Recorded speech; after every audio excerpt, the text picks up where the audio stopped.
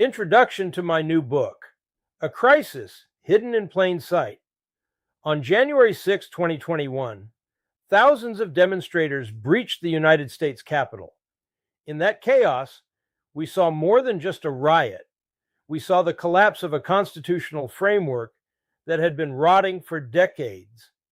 The legal standard we use to judge dangerous speech comes from 1969, Brandenburg versus Ohio. It requires imminent lawless action. It assumes that for speech to be criminal, it must be a direct order given to a mob standing right in front of you that explodes into violence immediately. That standard is obsolete. It is a relic of a time when information moved at the speed of a printing press. Today, we are facing stochastic rhetoric, speech designed to be digitally amplified, targeted with precision, and statistically guaranteed to generate violence without ever giving a direct order. But the crisis reveals a massive, glaring double standard in our legal system. Think about how we investigate crimes today. When the FBI looks into a domestic terrorist, they pull the digital file. They ask, what content were they consuming? How did the For You feed radicalize them? Courts accept this evidence every day to prove motive and intent. Yet, when we look at the speakers, the people pouring that poison into the feed, the law suddenly goes blind. We investigate algorithmic influence after the body count, but we pretend it doesn't exist before the violence starts. We hold the addict responsible for the overdose, but we give constitutional protection to the dealer.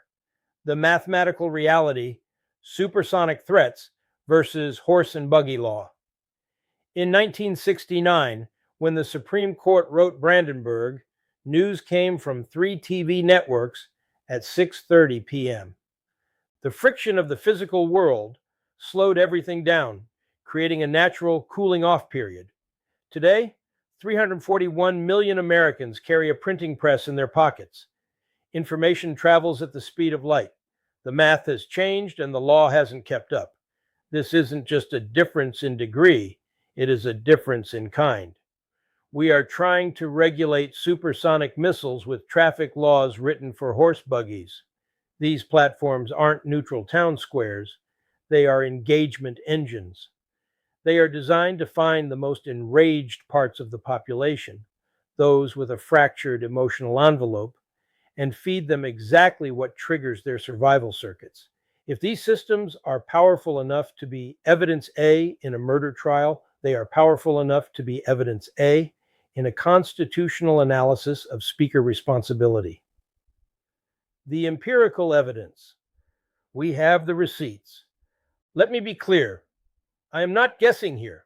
This analysis is based on data, not opinion. We have the receipts, the causal link. Researchers found that when a major social media platform went down in a town, physical violence against outgroups plummeted. When it came back up, the violence returned. That is cause and effect. The biological toll. Neuroscience proves that dehumanizing rhetoric isn't just speech. It's a physical assault.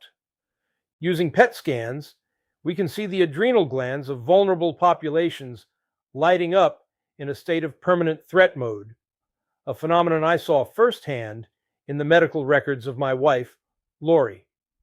The radicalization surge. Domestic terrorism investigations have jumped over 300% in the last decade. Most attackers weren't radicalized in basement meetings. They were radicalized by an algorithmic feed. The inconsistency is maddening. Prosecutors use this data to lock up the foot soldiers, proving they were radicalized by the algorithm. Yet constitutional law treats the generals, the speakers who weaponized that algorithm, as if they were shouting into the wind. If algorithmic influence is foreseeable enough to investigate after the violence, it is foreseeable enough to prevent before the match is lit. The constitutional opportunity. The door is ajar. For a long time, absolutists told us the First Amendment was an unmovable stone wall. But recently, the Supreme Court cracked the door open. In 2023, in Counterman versus Colorado, the court admitted that the internet changes the rules. They lowered the standard for true threats from intent to recklessness. Justice Kagan explicitly wrote that digital communications create different risks than face-to-face speech. That is our opening. If you can be prosecuted for recklessly threatening one person online, why are you immune when you recklessly incite millions? If a speaker knows, or should know via audience analytics, that their rhetoric is being amplified to unstable people, and they know statistically that violence will follow, they are acting with reckless disregard. We don't need to prove they wanted blood. We just need to prove they lit the match in a room they knew was full of gas. The international context. We are the outlier. Americans love to think we are number one in freedom, but we are falling behind. Our allies, the UK, Canada, Germany, Australia, have figured this out. They have implemented regulations that target incitement to hatred. Critics claimed this would lead to tyranny, but they were wrong.